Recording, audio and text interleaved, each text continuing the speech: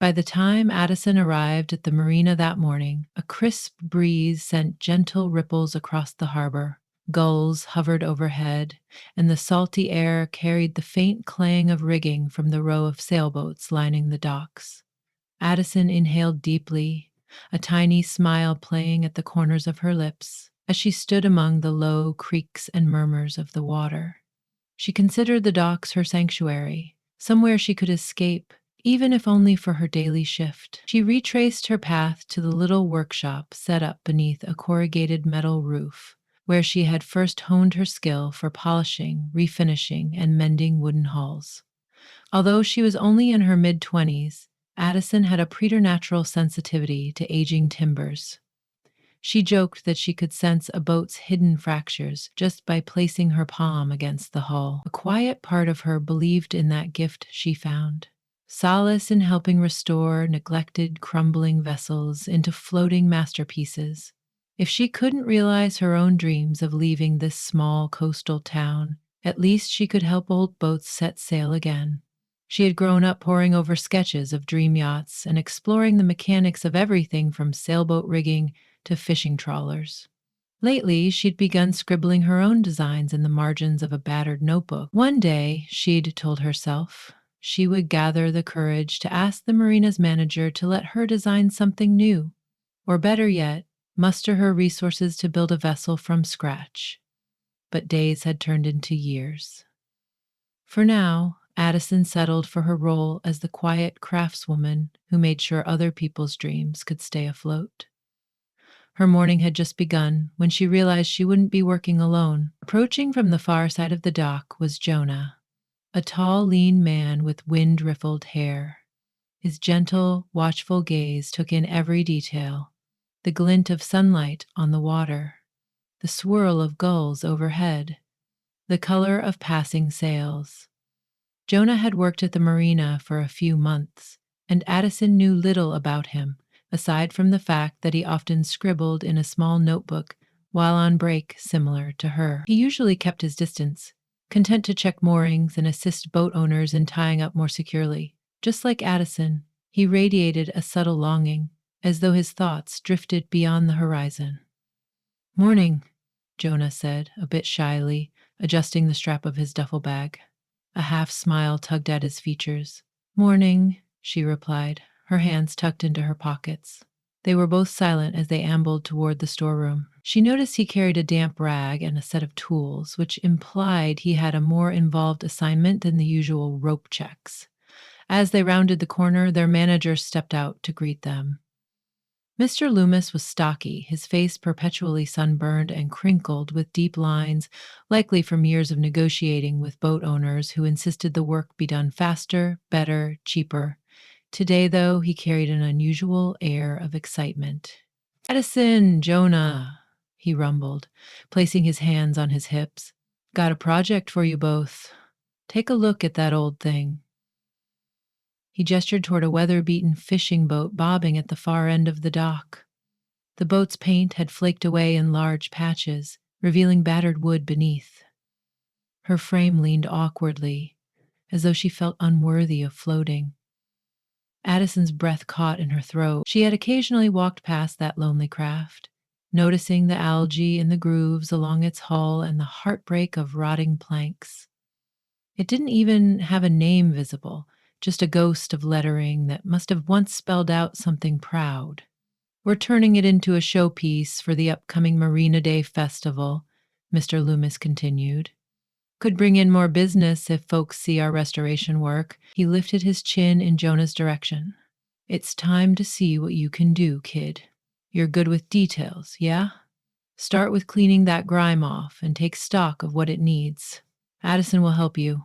She's our expert on the tricky woodwork." Addison and Jonah exchanged glances. Neither had restored a boat from this advanced level of neglect before, but an unspoken camaraderie ignited in their eyes, like they were both being entrusted with something special. They climbed aboard the fishing boat. The boards groaned under their feet, and Addison patted the railing in an almost reassuring gesture. "Don't worry," she murmured as if talking to the boat itself. "We'll get you all fixed up." Jonah knelt, running his hand across the swollen deck boards. He looked at Addison. It's worse than I expected. Feels like the inside might be rotting, or at least waterlogged. You think we can salvage it? She bit her lip. We have to try. I hate to see something with good bones go to waste. Her voice softened. It could be made beautiful again.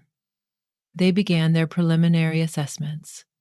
Addison checked the hull for soft spots, mapping out places where planks needed replacement.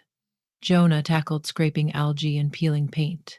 Occasionally, Addison caught him glancing at her with a curious tilt of his head, as though trying to puzzle out her hidden thoughts. While they worked, the bright sun climbed higher and the smell of the sea thickened. Despite the boat's poor condition, Addison felt a hint of exhilaration.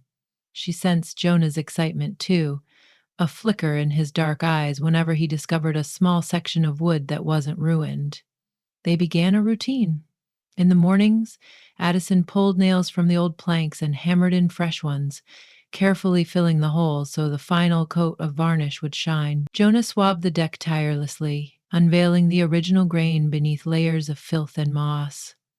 By midday, they'd reconvene in the rusted metal workshop and gather supplies, sharing brief moments of conversation. At first, they'd talk only about boat tasks, the best brand of sealant or the correct thickness of replacement boards. Yet as the days stretched on, that boat restoration project became a quiet stage for something else.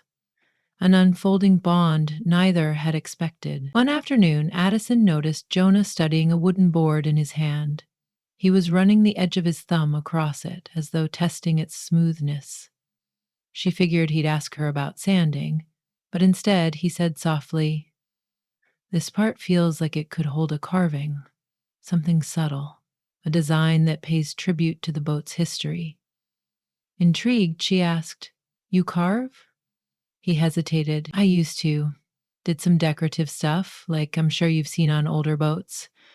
I wanted to put a personal touch on this restoration, if you don't mind."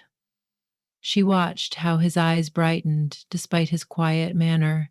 "I love the idea," she said. "It could be something small but meaningful, like the outline of a gull or a wave motif, or maybe even the boat's old name if we can figure it out." Jonah gave a little shrug. "Not sure what the name was. The lettering is too far gone." Addison had taken to calling the boat Starling, murmuring it sometimes while they worked, because she believed that even a worn vessel deserved a name to anchor its second chance. But she kept that to herself for now. Not quite sure why. She didn't share it with Jonah. September sun gave way to occasional drizzle. Polishing the interior became the next step, a delicate one requiring Addison's nimble skill. She and Jonah removed the old seat benches, tossed mildew-stained cushions, and discovered a hidden storage compartment containing a rusted fishhook kit. Among the artifacts, they found 2 hand-woven fishermen's nets that had turned brittle with age. Addison wondered about the boat's past, who had owned it, and what it had once meant to them. Week after week, Addison and Jonah peeled away decades of neglect. Late one afternoon, as they concluded their shift, Addison could feel the day's weariness dragging at her. They had just installed new railings which required tight angles and precise cuts. Her left wrist ached from sanding. Jonah, quiet as ever, stood near the boat's bow, gazing at the slant of the setting sun. Unable to stifle her curiosity any longer, she asked, "What did you do before you came to the marina? You seem to know a lot about the details of older vessels." He turned, the sunset highlighting the thoughtful lines of his face. "I was traveling," he answered carefully. "I wanted to see if there was more out there for me. Truth is, I've always dreamed about building my own boat someday, then just seeing where the tide takes me." He half laughed at himself. "Might sound a little romantic, but I've always felt that way." Her eyes lit up. "Not at all. That's my secret dream too, except I thought I was the only one around here who ever wanted to build a boat from scratch, maybe even design it. But for now, I keep drawing ideas in my notebook." Jonah's gaze flicked to the little leather-bound book poking out of Addison's back pocket. "Is that it?" She nodded, suddenly shy. She'd never shown those sketches to anyone. not even when her older brother teased her for being a daydreamer. Slowly, she pulled out the battered notebook. Jonah accepted it with reverence, flipping through purple ink sketches of hull shapes, sail designs, decorative flourishes. Some pages contained carefully measured timber lengths, others were whimsical images of horizon lines and wave patterns. "You're really good," he said softly, handing it back. His eyes held an admiration that made her flush. Encouraged by his kindness, she asked, "What about your traveling? Did you go far?" A slight pause. "I've crisscrossed a few states, tried living in bigger cities, but never felt settled. I came back here. My grandparents used to live nearby, and I spent summers with them. Something about the ocean always called me." Addison smiled. "Me too," she whispered. "I can't imagine living far from the water, but sometimes I think there's a fine line between never leaving and never coming back." They stood quietly together, the hush of the ocean wrapping around them. The unspoken sense that each had found an unexpected ally in the other wove a comforting thread between them. As twilight deepened, they parted ways with a promise to continue their work in the morning. The following week brought a new challenge. The engine was shot. Mr. Loomis frowned when Addison presented him with their findings: rotted hoses, salt-corroded components, and a worthless starter. "We need an engine for this boat to run, or it's just a hollow shell," she said. He insisted that cost was a concern, but told them to see what they could do with salvage parts. Addison and Jonah spent days combing the dusty corners of the marina's storeroom, rummaging through secondhand spark plugs, cables, and old carburetor pieces. They made repeated trips to a local salvage yard, returning each time with something that might piece the puzzle together. Jonah spent entire afternoons methodically cleaning rust off washers and testing the tension in belts, all under Addison's watchful eye. She was more comfortable with wood than machinery, but Jonah had enough mechanical sense to make progress. Late one night, after everyone else had gone home, Jonah stayed behind to tinker with the battered engine block he'd pulled out of storage. He removed the spark plugs, dismantled the water pump, and began reassembling the misfit parts he hoped could fit. Addison, too restless to sleep, returned to the marina and found him hunched under the flickering overhead light. She offered him a thermos of coffee, leaning over the engine to watch him work. "You should get some rest," he said softly, not looking away from the gear in his hands. "I could say the same about you," she replied, her tone gentle. "But I couldn't sleep knowing how much you're trying to make this happen. I had to see if you needed help." Their eyes met. With an unspoken agreement, Addison took up some rags and degreaser, cleaning the parts while Jonah assembled them. Hours glided by in earnest, hushed collaboration.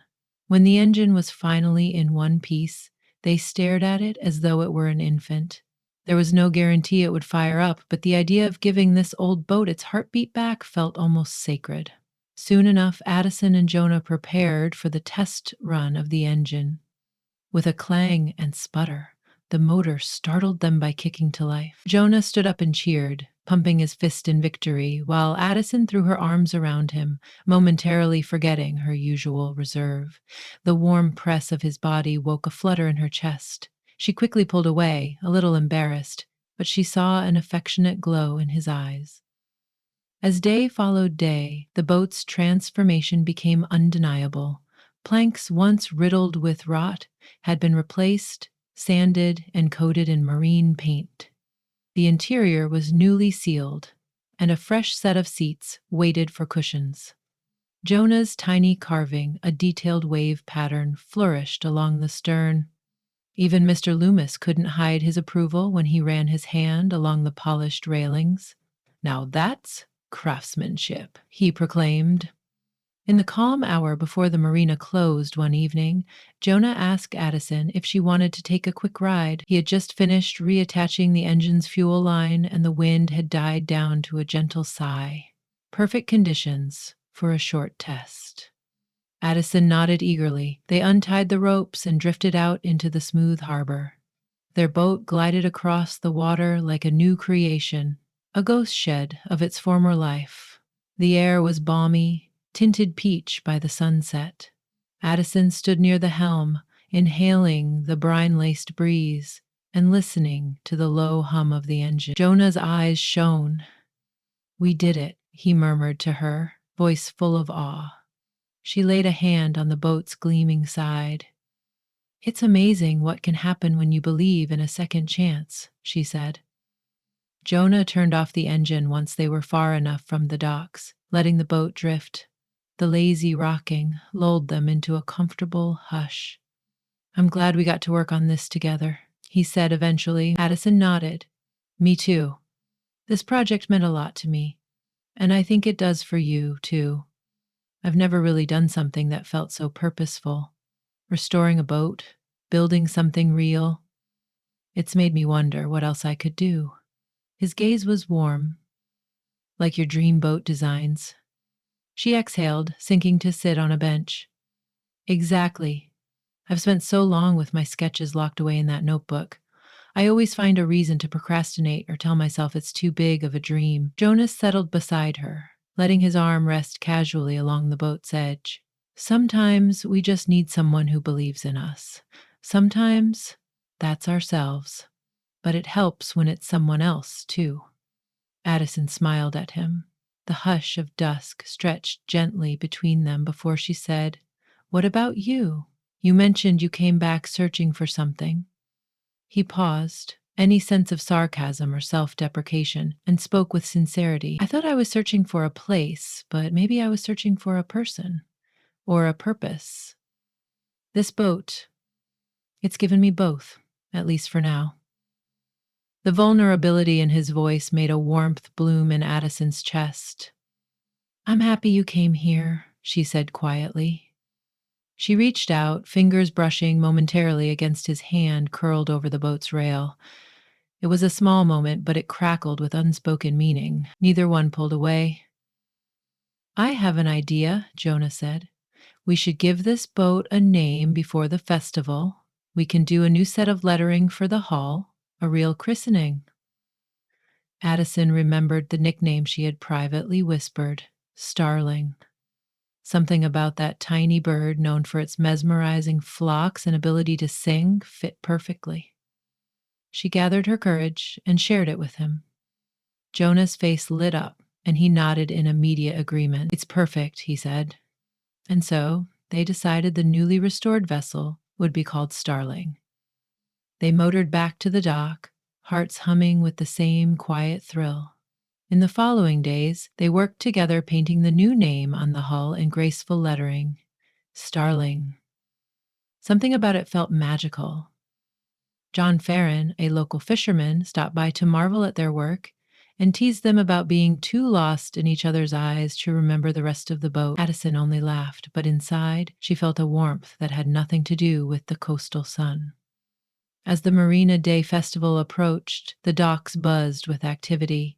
There were bright canopies selling seafood, families wandering to admire the gleaming boats, and live music drifting from a small stage on the shore. Addison and Jonah grinned at the wide-eyed expressions people wore when they saw Starling. It was displayed at a prime spot near the entrance, newly polished, its once tattered hull now smooth and lustrous. Festive bunting hung around its bow, and Jonah's handcrafted carving at the stern drew murmurs of admiration. Addison busied herself tidying up scuffs and ensuring Starling's decorative touches showed well. Occasionally she glimpsed Jonah chatting with passers-by, his shy smile broadening whenever someone complimented their craftsmanship. Mr. Loomis bragged that the marina's reputation had never been better. Other boat owners inquired about Addison's skill, and a few visitors asked Jonah if he'd ever consider building custom designs. Throughout it all, Addison and Jonah shared a private electricity. They knew how much heart had gone into every nail, every plank, every layer of paint. In the midst of the festival, as buskers played a cheerful tune, Addison took a moment to step away from the crowd. She climbed aboard Starling, scanning its pristine deck. Gone were the rotted boards, replaced by sturdy ones that gleamed. Gone was the decaying interior, supplanted by fresh seats and a newly sealed roof. This boat was now a testament to second chances, not just for the vessel itself, but for her and Jonah. Her thoughts were interrupted by soft footsteps behind her. She turned to find Jonah standing there, hands tucked into his pocket. They stood side by side on the deck, the swirl of festival chatter all around and yet distant. "You've made something really special here," Jonah said, leaning close enough that Addison could sense the warmth of his arm by hers. "Not just the boat, but it's like watching you come alive with your talents." "It's more than I ever could have done alone," she replied. The swirl of emotions within her brimmed to the surface. The days of working side by side had left an imprint on her every thought. "I'm so grateful for this." He smiled, then softly placed a hand on her shoulder. "You're amazing, Addison." He swallowed, nerves flashing in his eyes. "I don't know what you might have planned after the festival, but if you're thinking of building your own boat one day, or if you're thinking of leaving, I'd like to know. I'd like to be part of it if you'll let me." Addison couldn't quite speak. She remembered all the quiet hours they'd spent scraping paint, reassembling the engine, or simply sharing stories. She recalled how each time their hands brushed, it sent a spark of hope through her. Jonah's dreams and her own suddenly felt intertwined. She exhaled, stepping closer. "I've never had someone who understood this passion the way I do. I think I'd be lost without you now." Her eyes were bright with tears she tried to hold back. Jonah brushed his knuckles gently against her cheek, leaning in almost imperceptibly. Away from the festival crowds, under the bright midday sun, they found themselves in an intimate, hushed moment. Addison's breath caught, and she realized she wanted him to bridge that last space between them.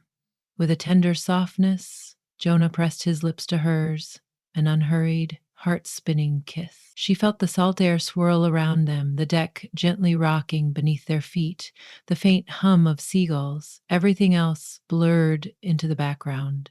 When they finally separated, she soaked in the way he looked at her, like they were the only two people in the world. Hand in hand, they stepped off the boat, meandering along the dock in a quiet bubble of shared contentment. They whispered about the future. Addison's designs, Jonah's traveling dreams, potential business opportunities for custom restorations. Mr. Loomis spied them from a distance and gave a wide smirk, though he'd never admit how secretly delighted he was that both his best workers seemed so happy. Later that afternoon, when the festival reached its lively peak, Addison led Jonah to a secluded corner of the pier, water lapped gently against the barnacled posts. She opened her notebook, the one she had guarded so carefully before, and let him flip through pages of designs she had never shared with anyone. He marveled at the details, pointing out shapes that appealed to him. "You think we could do one of these? For real?" he asked, voice tinged with excitement. She nodded. "I do. We'll need money, a space to work, and time, but what if we start small? Maybe even ask Mr. Loomis if we can use part of the workshop in the off-season. Work on one boat at a time, sell it, and—" She paused, a bit unsure. "Then maybe we can travel together, show what we can build, and see the world from a different side?" Jonah's eyes lit up, and he reached for her hand again.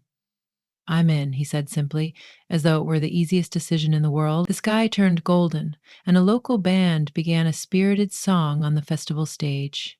Cheerful throngs of visitors passed by to admire Starling's glimmering hull. Addison and Jonah stayed close, the warmth of their joined hands matching the glow in their hearts. It was a day for celebrating second chances. The marina bustled, Starling shone, and two souls who had been adrift in their own quiet longings finally found the courage to chart a new course together. They lingered by the water's edge, watching the last streaks of sunset fade. A gull swooped overhead, carrying with it the promise of open skies. In the gentle hush, Addison closed her eyes, letting the hush of the waves and Jonah's presence envelop her. There was a subtle shift in the air. She felt it in her bones. A sense that her future was no longer wrapped in solitary daydreams. With the festival winding down, Addison and Jonah strolled back to Starling, reflecting on how their joint effort had transformed a rundown fishing boat into the marina's star attraction. Addison rested her hand on the hull, recalling the day it had first looked so hopeless to everyone else. But not to her. She'd believed in the boat's potential, and Jonah's arrival had sparked the perfect partnership to bring that faith to life. Later, under an indigo sky strewn with stars, Jonah and Addison found themselves quietly settling onto a bench along the dock. They sat close enough that their knees touched, lulled by the faint clang of distant rigging. The afterglow of the festival still pulsed in the warm air. Addison leaned her head on Jonah's shoulder, feeling a gentle tide of contentment. He spoke softly, his voice like a low lullaby in the darkness. I remember thinking not too long ago that I'd never find a place to belong, but maybe this is it for me. Or maybe this is just the beginning, and we'll find that place together. And we'll build it, Addison whispered back, with our own hands. She closed her eyes, picturing a bright horizon filled with the silhouettes of future boats, sails crisp against a swelling sky. In her mind's eye, she saw her sketches become real, dotted with Jonah's careful carvings. She felt the steady beat of his heart through his jacket. Suddenly, the notion of chasing big dreams felt less daunting. They stayed there, humming with shared hope, until the hush of the night overtook the festival echoes. At last, Addison stood, drawing Jonah with her, their fingers still linked. "Come on, let's see what tomorrow brings," she teased, her eyes sparkling. He squeezed her hand. "As long as it's with you, I can't wait," he said. And so they wandered off the dock, hearts alight, dreams vast as the ocean, secure in the knowledge that while they had restored a long forgotten boat, something even greater had been newly forged between them. Their separate longings now twined together like ropes braided in perfect unity, ready to face whatever adventurous seas stretched beyond the horizon.